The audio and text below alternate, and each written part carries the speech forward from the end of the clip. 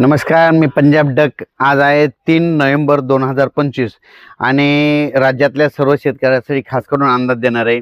कारण की काय झालं की राज्यामध्ये आता ह्या मागच्या ज्या 2 चक्रीवादळ होते त्याने बऱ्याच शेतकऱ्यांचं नुकसान झालं.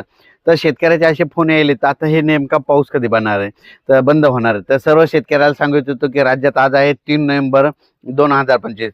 राज्यातल्या सर्व शेतकऱ्यांसाठी सर्वप्रथम आनंदाची बातमी.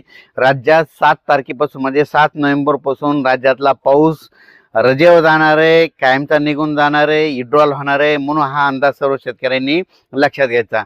7 तारखेला पावसाळा संपला म्हणून हे जाहीर होणार आहे, म्हणून हे देखील सर्व शेतकऱ्यांनी लक्षात घ्यायचं. म्हणजे सांगायचं झालं तर 7 तारखेपासून राज्यात थंडीला सुरुवात होईल. ठिकठिकाणी थंडी जाणार. 8ला थंडी आणखीन वाढत जाणार आहे, 9 पासून आणखीन खूप वाढत जाणार आहे. 10-11ला सगळ्या राज्यातले सर्वांना स्वेटर घालावं लागते अशी थंडी येणार आहे, म्हणून हा अंदाज लक्षात घ्यायचा. पण राज्यात आज आहे 3 नोव्हेंबर 2025.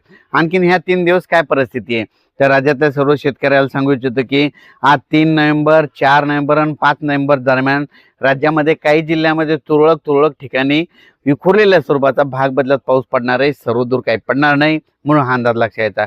मग तो पाऊस विखुरलेला कसा पडणार आहे, कोणत्या जिल्ह्यात राहणार आहे सांगायचं झालं तर यवतमाळ जिल्हा झालं, हिंगोली जिल्हा झालं, वाशिम जिल्हा झालं, नांदेड जिल्हा झालं, परभणी जिल्हा झालं, लातूर जिल्हा झालं, धाराशिव जिल्हा झालं, बीड जिल्हा झालं, अहिल्यानगर झालं, जालना जिल्हा झालं. त्याच्यानंतर सोलापूर जिल्हा, सांगली, सातारा ह्या पट्ट्यामध्ये ह्या 3 दिवसामध्ये विखुरलेल्या स्वरूपाचा पाऊस पडणार आहे. खूप काही मोठा पडणार नाही, म्हणून हा अंदाज सर्व शेतकऱ्यांनी लक्षात घ्यायचा. मग राज्यामध्ये थंडी कशी सुरू होणार आहे तर सर्वप्रथम सांगू इच्छितो राज्यात थंडी एकदम सगळीकडे येत नसते, पण कशी सुरुवात होते राज्यात आपल्या महाराष्ट्राकडे उत्तरेकडून थंडीला सुरुवात होते. म्हणून राज्यात नेमकी थंडी कशी होणार आहे उत्तरेकडून म्हणजे सांगायचं झालं तर 5 तारखेला म्हणजे नंदुरबार जिल्हा झालं, नाशिक जिल्हा झालं, निफाड तालुका, त्याच्यानंतर धुळे जिल्हा झालं, जळगाव जिल्हा झालं, इकडं मलकापूर, नांदुरा, बुलढाणा घाटाच्या खाली, त्याच्यानंतर खामगावच्या त्याच्यानं पलीकडं अकोला, तेलारा, अचलपूर, दर्यापूर, मोर्शी, अमरावती, वर्धा, भंडारा, नागपूर ह्या पट्ट्यामध्ये 5 तारखेलाच राज्यामध्ये थंडी थोडी जाणवायला सुरुवात होईल आणि त्या दिवशी धुकं देखील येईल, धुळी देखील येईल, म्हणून हे लक्षात यायचं.